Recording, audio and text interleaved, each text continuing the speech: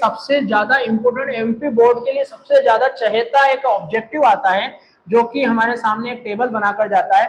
वो टेबल के लिए मैं याद रखने के लिए बोलूंगा जीएफ गर्लफ्रेंड के लिए कोट लेके आया। कोट का कौन सा कोट लेके आया? वुलन कोट लेके आया, वुलन कोट लेकर आया। अब ये जो मैंने लिखा ये ट्रिक है जिससे हमें पता चलने वाला है ऑब्जेक्टिव, और जो कि एमपी बोर्ड के लिए सबसे ज्यादा इंपॉर्टेंट है। यहाँ गर्लफ्रेंड के लिए मैं वुलन कोट लेकर आया हूं। इसमें 3 चीज सबसे ज्यादा इंपॉर्टेंट है जो मैं थोड़ी हाईलाइट कर देता हूं, जो कि है जीएफ गर्लफ्रेंड के लिए वुलन कोट, जो कि मैंने इंग्लिश में लिखी जो ऑलरेडी हाईलाइट थी, वुलन कोट। ये 2 चीज जो है सबसे ज्यादा, 3 चीज जो है इसमें सबसे ज्यादा इंपॉर्टेंट है, जिसमें G4 होता है ग्लास, F4 होता है फर,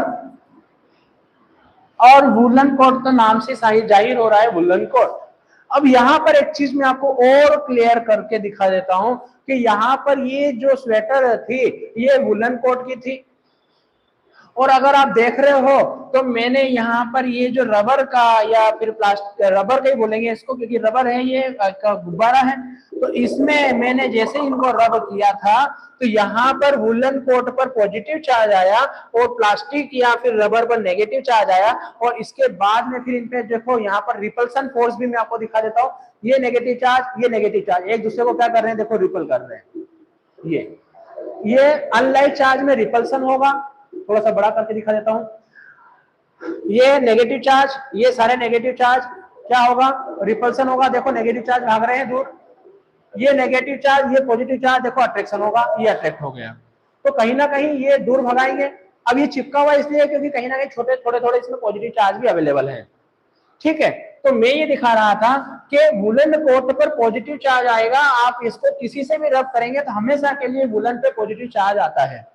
और प्लास्टिक हो गया, रबर हो गया, इन पर नेगेटिव चार्ज आता है। तो मुझे 2 चीज याद करनी है कि कौन से मटेरियल पर पॉजिटिव चार्ज आएगा, कौन से मटेरियल पर नेगेटिव चार्ज आएगा। तो उसके लिए सिंपल सा फार्मूला मैंने आपको दे दिया, वो ये है कि जीएफ के लिए मैं वुलन का कोट लेके आया, जिसमें यहाँ पर मैं थोड़ी सी इसको स्पेलिंग का नाम आया, इसको मैं व्यवस्थित टेबल के हिसाब से अगर बना के दे दूं तो वो ये है कि जहां पर पॉजिटिव चार्ज आएगा, जिस पर पॉजिटिव चार्ज आएगा रब करने के बाद, आफ्टर रबिंग जो है पॉजिटिव चार्ज आएगा, वो होगा ग्लास, दूसरा होगा फर, और तीसरा होगा वुलन कोट। तो इन तीनों चीजों पर जो आएगा वो क्या आएगा, हमारा पॉजिटिव चार्ज आएगा। और बाकी जो बचे हुए हैं जैसे क्या, एबोनाइट रोड, प्लास्टिक रोड, और क्या हो सकता है, रबर,